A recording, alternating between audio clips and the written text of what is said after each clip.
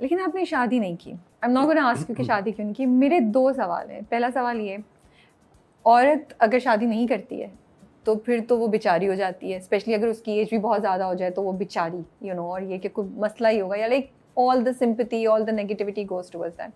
What happens with men? I am curious कि 45 पे a guy with black and white hair is called salt and pepper and लोग कहते हैं यार बहुत कूल है, ग्रेसफुल है, क्लासी हो गया है। क्लासी हो गया है। लेकिन एक औरत 45 पे वाइट एंड ब्लैक हेयर, उसको बेचारी, और ये कि अब इसकी एज हो गई है, वो करते हैं।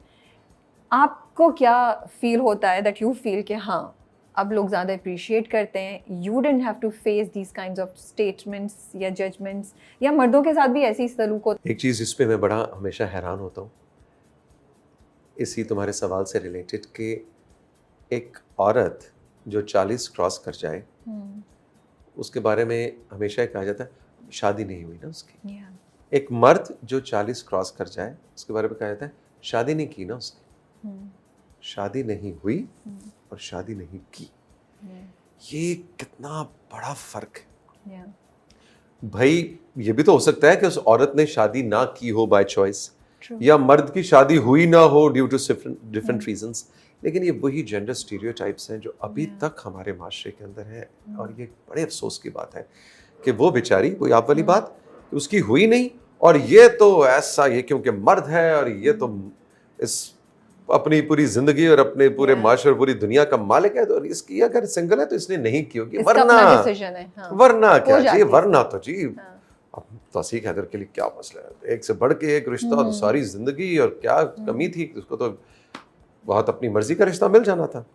तो अगर तौसीक हैदर ने सिंगल है, अनमैरिड है, तो नहीं की, लेकिन कोई XYZ कोई खातून नहीं, हमें इससे निकलना है, इसलिए कि हमें नहीं अंदाजा होता कि छोटे छोटे जुमले कितना इम्पैक्ट डाल रहे होते हैं आपकी नफ्सियात पे।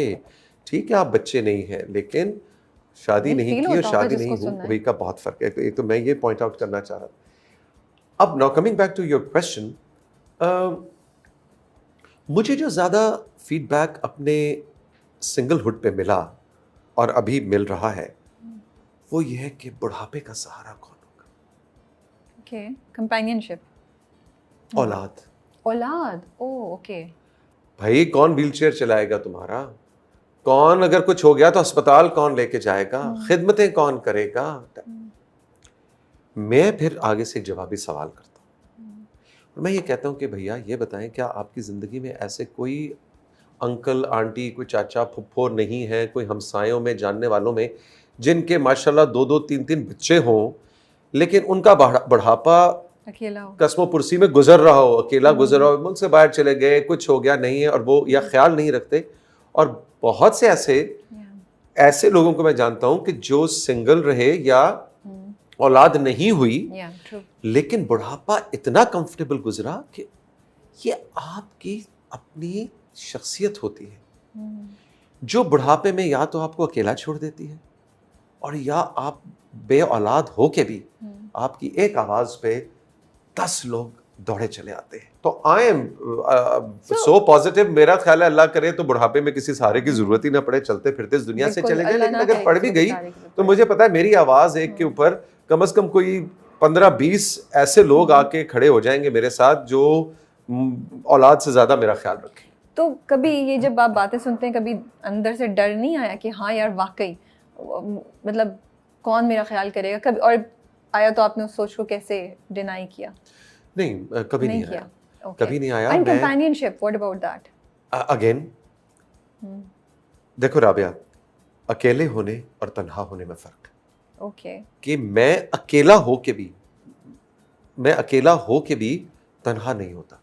कि मैंने एक्सपीरियंस किया जब मुझे कोविड हुआ, और मुझे वो बहुत कम लोग थे जिनको लंबे वाला कोविड हुआ था, 26 दिन तक नहीं गया था, वरना 14 दिन में नेगेटिव हुआ। सो मेरा 26 डेज का ऊपर अपने घर की ऊपर वाली मंजिल पूरी में मेरा क्वारंटीन था। वो एक टेरेस था और एक कमरा, और मैंने बीमारी अपनी जगह पे और बड़ा सख्त कोविड था, लेकिन मैंने उस अकलापे को, उस अकेलेपन को इतना एंजॉय किया। Okay, really? अपने आप से मुझे तो अपने आप ने अकेले नहीं होने दिया। Wow, okay. मैं तो तन्हा कभी हुआ ही नहीं, तो मुझे तो कभी भी ये फील नहीं हुआ कि अकेले, कंपेनियनशिप। मैं तो बहुत एंजॉय करता हूँ ज़िंदगी को। कंपेनियनशिप बिल्कुल, अगेन फिर वही बात है, कंपेनियनशिप और शादी हो जाने और बच्चे होने में फ़र्क। क्योंकि हमारी जो सोसाइटी है ना, वो मुझे लगता है कि वो सिंगल लोगों के लिए बनी नहीं है। हम हर चीज़ as a unit, as a family करते हैं। आपके दोस्त हैं, उनकी ना कुछ सालों बाद सबकी शादियाँ होंगी, उनके अपने बच्चे होंगे, फैमिली कमिटमेंट्स होंगी, तो वो अपने वीकेंड पे वो अवेलेबल नहीं होंगे, ठीक है, वीकडे पे job and everything keeping you busy. तो उसको देख के मैं सवाल करती हूँ कि जब ऐसी आपकी सोसाइटी हो, क्योंकि अगर हम वेस्ट की तरफ जाएं तो वहाँ पे लोग वो शादी नहीं भी करें तो उनके यहाँ रिलेशनशिप्स होती हैं, आते जाते रहते हैं लोग ज़िंदगी में। उनके यहाँ सिंगल होना एट एन ओल्डर एज भी एक लाइफ स्टाइल का हिस्सा है, वो एक है, एक्सेप्टेबल है। हमारे यहाँ नहीं है, क्योंकि बिकॉज हमारे यहाँ everyone is married around you, तो what is the thought process जिसको, जैसे आपने कहा कि मैं तो अपनी कंपनी enjoy करता हूँ, तो इस थॉट प्रोसेस को या इस चीज़ को कि आपकी सोसाइटी बिल्टअप ही नहीं है सिंगल लोगों के लिए, उसको कैसे टैकल करते हैं? क्योंकि मुझे ये लगता है ये चेंज होना चाहिए। A lot of people might not want to get married, या नहीं हुई शादी तो अब ज़बरदस्ती तो नहीं कर लेंगे ना किसी से, just because survival is difficult, तो the society has made it difficult for you ना। बिल्कुल आप ठीक कह रही हैं, हमारी सोसाइटी सिंगलहुड के लिए नहीं बनी। वो हर कोई आपके इर्द गिर्द शादीशुदा होता है, जिसमें से लोग बुरा ना मना जाएं, लेकिन मेरा ख्याल है कि मेरा आम ख्याल ये है कि 50% से ज़्यादा लोग जो हैं वो अनहैप्पी मैरिजेस गुजार रहे होते हैं। वो एक अलहदा खैर पॉइंट है। सो मेरे जितने भी दोस्त या मेरे बहन भाई जिनके आगे से बच्चे हैं, वो मेरे से अपने माँ बाप से ज़्यादा क्लोज हैं। तो मेरे नेफ्यूज़ नीसेस अपने माँ बाप से शायद वो बातें नहीं कर सकते, वो टाइम स्पेंड नहीं कर सकते वो जो मेरे साथ करते हैं। मेरे बेस्ट फ्रेंड्स जो हैं वो मेरे नेफ्यूज़ नीसेस हैं, बेस्ट ऑफ फ्रेंड्स। मेरे करीबी दोस्तों के आगे से जो बच्चे हैं वो अपने बाप को साथ बात नहीं करेंगे, मेरे साथ बात कर लेंगे।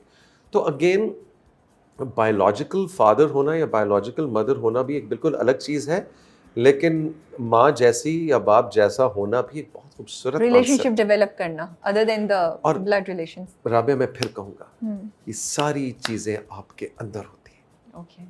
आपके अंदर वो चीज़ होती है। सगे बाप बेटा का रिलेशनशिप आप देखते हैं कि कितना बुरा है, बाप बेटे, कभी मैं कभी तुम, अगेन फिर उसकी मिसाल है। Again coming back to the point, Adeel is never at home. Adeel अब जब पैदा हुआ होगा तो कितना शगुफ्ता और इफ्तिखार ने सेलिब्रेट किया होगा, लेकिन आज वही अदील जो है। सो ये जो हमारी कहानियां हैं ना, इसका बहुत सा हिस्सा हम खुद लिख रहे होते हैं। आप जो है ना अंदर से, आपकी पर्सनैलिटी उसी तरह की एनवायरनमेंट आपके लिए अट्रैक्ट करना शुरू कर देगी। ये जो है ना कि नहीं वो खुद तो बड़ी अच्छी है तो बाकी सब लोग उससे बुरे हैं, औलाद भी, तो उसका भाई ने भी उसका सुन किया और वो सॉरी मैं I am not ready to buy it 100%। I think अगर आपके बच्चे भी आपके साथ टॉक्सिक हैं, आपके दफ्तर में कॉलीग के साथ भी प्रॉब्लम्स हैं, आपके हमसाए भी आपके बारे में कुछ, तो सॉरी आपने ज़रा तसल्ली से बैठ के अपने आप को थोड़ा सा रीडिस्कवर करें, कहीं ना कहीं आपके अंदर भी गड़बड़ है। सो वो जो सिंगलहुड को सेलिब्रेट ना करने वाली सोसाइटी है, उसके अंदर आपको अपना माशरा, अपनी दुनिया खुद बनानी पड़ती है। ये सबसे इम्पोर्टेंट बात है। आई थिंक जो लोग इस राह पे चल रहे हैं उनको ये समझना चाहिए कि खुद अपनी दुनिया आप क्रिएट कर सकते हैं और करनी भी चाहिए, रादर देन गेटिंग डिप्रेस्ड और सैड और शर्मिंदा।